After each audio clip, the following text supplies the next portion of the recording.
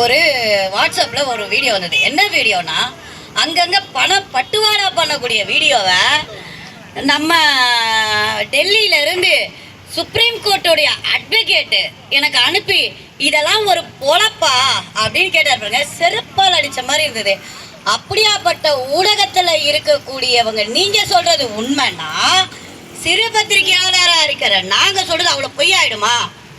சரி, அலமேலுவை இவ்வளோ கஷ்டப்படுத்துனீங்க. அலமேலு என்ன தப்பு பண்ணாங்க? பாலியல் சீண்டல் சொன்னப்போ நீங்கள் எஃப்ஐஆர் அட்லீஸ்ட் இந்த 0 எஃப்ஐஆர்னு சொல்லுவாங்கல்ல, அந்த 0 எஃப்ஐஆர் போட்டிருந்தா கூட எனக்கு பிரச்சனையே இல்லை.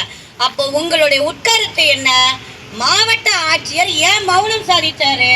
பிஆர்ஓவை காப்பாற்றலாமா இல்லை இந்த அலமேலுவை பற்றி யோசிக்கலாமான்னு யோசிச்சாங்க. அலமேலுக்கு என்னங்க பேக்ரவுண்ட் இருக்கு? அலமேலுடைய பேக்ரவுண்ட் என்னன்னா வாய், வேற ஒன்றும் இல்லை. அந்த பிள்ளைகிட்ட அவன் என்ன பண்ணிட்டான்னா டபாட பட்டாசு மாதிரி வெடிச்சுட்டா. அந்த வெடிச்சதை வச்சு நீ இப்படி பேசுனியான்னு அப்போ நீங்களாம் துட்டு வாங்கிக்கிட்டு மாவட்ட அதிகாரியை அசிங்கப்படுத்துறீங்களே. உள்ளே கட்டிங் வாங்குறீங்க, வெளியில கட்டிங் வாங்குறீங்க, மொத்தத்தில் நீங்கள் என்ன கட்டிங் வாங்கல? அது இன்னொன்று என்னன்னா, பெரிய மீடியா வந்து நியூஸ் போட்டாதான் நியூஸ்ன்றீங்க. ஐயா, நான் எந்த கூட்டமைப்புலையும் இல்லை, எந்த இதுலையும் இல்லை. இன்னைக்கு ஒரு விஷயத்த பேசுகிற அளவுக்கு நான் வந்திருக்கேன்னா தனி ஒரு பெண்ணாக வந்திருக்கேன். இதே பாலியல் சீண்டல் எத்தனை எஃப்ஐஆர் நான் வெளியிட்டிருக்கேன்றது என்ன தெரிஞ்ச எல்லா பத்திரிகையாளரும் தெரியும். ஏன் கஷ்டப்பட்டு வந்தேன், எதுக்காக வந்தேன், இன்னைக்கு ஏன் அலமேலுக்காக இத்தனை ஆடியோ எடுத்து வெளியில் போட்டவங்க வாய் உளறிய வார்த்தைகள் என்ன? முக்கியமாக தலைமைச் செயலகத்தில் கூப்பிட்டு ஜெயா என்கிற ஜெயலட்சுமியை லெஃப்ட் ரைட் என்ன வாங்கினாங்கன்னு எத்தனை பேருக்கு தெரியும்? அதுக்கப்புறம் தான் திருவண்ணாமலையில் போயிட்டு இருக்காங்க. சிங்கம் மாதிரி கர்ஜித்த செங்கல்பட்டு மாவட்டத்தில் பிஆர்ஓவா ஒன்னால திருவண்ணாமலையில் ஃபைல் தூக்குற பத்தியா?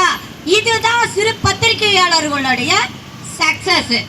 அப்புறம் என்ன சொல்லணும், நீங்கெல்லாம் அடுத்தடுத்த ப்ரோக்ராம் வைக்கிறீங்க, அதில் வந்து அந்த பிள்ளை எடுக்கக்கூடாதுன்றீங்க. ஐயா, எங்களுக்கு மொத்த ஃபோட்டோ வைக்கணும். நாங்கள் ரைட்டிங்கில் கொடுத்தா உயர் நீதிமன்றத்துலேருந்து உச்ச நீதிமன்றம் வரை எங்களுடைய எவிடன்ஸ் எடுத்துக்கோம். ஆனால் காட்சி ஊடகத்தில் இருக்கிறது எத்தனை இது எடுக்கிறாங்க. இன்னைக்கு ஏஐன்னு வந்துருச்சு.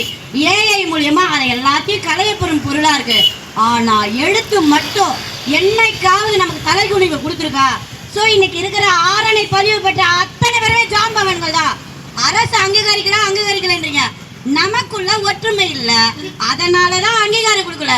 ஒன்று என்ன தெரியுங்களா, இங்கே ஒரு பிரச்சனை நடக்குதுன்னா அந்த பிரச்சனைக்கு நீ போகாத நான் போகாதன்னு ஒரு பெரிய ஒரு இஷ்யூ நடந்தது. ஒரே வார்த்தை, இந்த கூட்டம் இன்னைக்கு நடக்கும், நான் போவேன் அப்படின்னு நான் இன்னைக்கு வந்தேன்.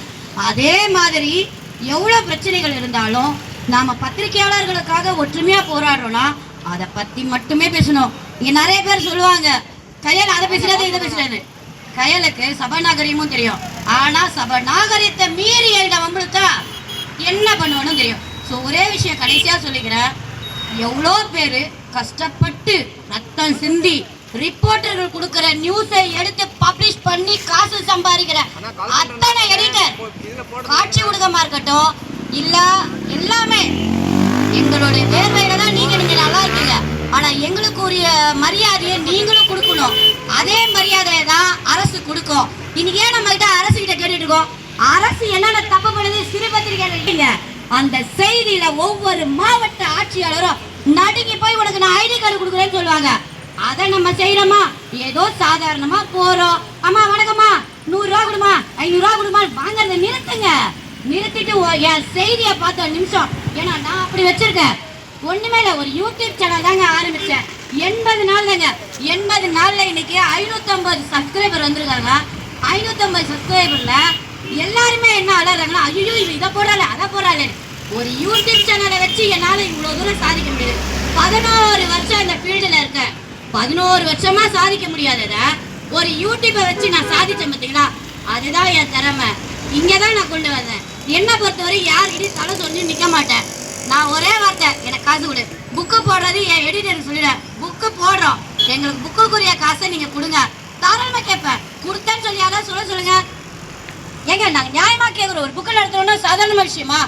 அப்படி நம்ம பேசணும். அதை விட்டுட்டு நீ கொடுக்குற 50 100க்கு பிச்சை எடுக்கிறதுனால தான் நீ எங்களுடைய நிலைமையை கேவலம் பேசுகிற.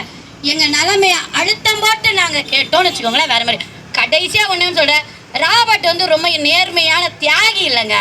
அவன் ஒரு எச்சப்பொறிக்கு புறம்போக்கு. அந்த எச்சப்பொறியை பற்றி பேசுறதுக்கு ஒரு மீட்டிங் போட்டிருக்கோம் பார்த்தீங்களா, இதுவே நமக்கு ஒரு அதுதான். இதில் ஏன் நான் சொல்றேன்னா, நியூஸ் 18 சேனலில் நான் தாங்க ஃபஸ்ட்டு ஃபோன் பண்ணேன். தலைமைக்கு ஃபோன் பண்ணி, யோ ரிப்போர்ட்ரு இப்படி இருக்காயா, என்னையா பண்ணுறதுன்னா, என்னம்மா செய்ய சொல்கிற, எங்கள் தலைவரே சிலர் அப்படி தான் இருக்காங்க, நாங்கள் என்ன பண்ண முடியும், அவங்களே அவங்க தப்பை ஒத்துக்கிறாங்க. அப்போ நம்ம என்ன பண்ண முடியும்? அவன் தலைவனும் அப்படிதான், இவனும் அப்படிதான். இவங்க 2 பேரையும் பேசி நம்ம டைம் வேஸ்ட் பண்ணுறத விட அலமேலுக்கு என்ன செய்யணும்? அலமேலு நியூஸ் எடுக்கணும்னா நீ இனிமேல் கூட்டத்தில் போகாத. கலெக்டர் என்ன தப்பு பண்ணுறாங்கன்னு ஆர்டிஐயில் கேளு.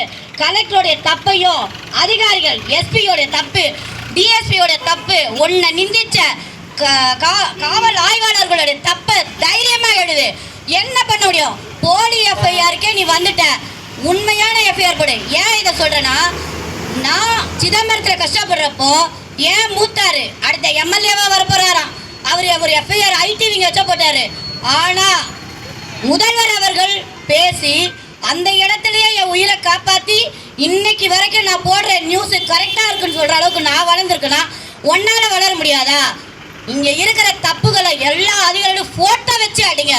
ஒருத்தர் கூட ஃபோட்டோ இல்லாமல் விடாதீங்க. நீ ஒரு வார்த்தை கேட்ட பாரு, என் ஃபோட்டோவை போடுன்னு.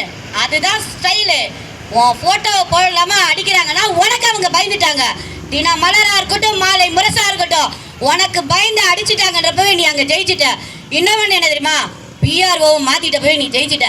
டைப்பிஸ்ட்டு அது வந்து நம்ம ஒரு டெம்பரவரி, ஒரு கொசு முட்டை மாதிரி. கொசு முட்டைக்கு ஒரு சின்ன மருந்து அடித்தா ஓடிடும்.